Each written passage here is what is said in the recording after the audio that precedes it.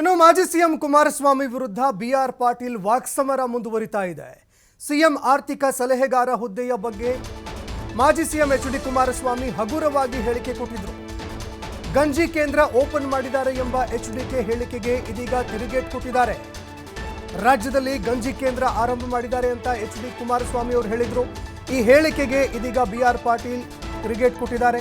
HDK ತಮ್ಮ ಕಾಲದಲ್ಲಿ ಕೆಲಸಕ್ಕೆ ಬಾರದವರಿಗೆ ಹುದ್ದೆ ಕೊಟ್ಟಿದ್ರು, ಬೇಕಾದವರಿಗೆ ಗೂಟದ ಕಾರುಗಳನ್ನು ಕೊಟ್ಟಿದ್ರು.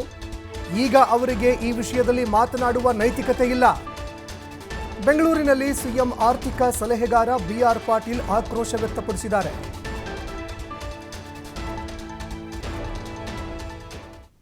ಅವರಿದ್ದಾಗೂ ಕೂಡ ಈ ಥರ ಅನೇಕ ಯಾರ್ಯಾರಿಗೂ ಕೆಲಸಕ್ಕೆ ಬರಲಾರ್ದವರಿಗೆ ಗೂಟದ ಕಾರು ಕೊಟ್ಟಿದ್ರು.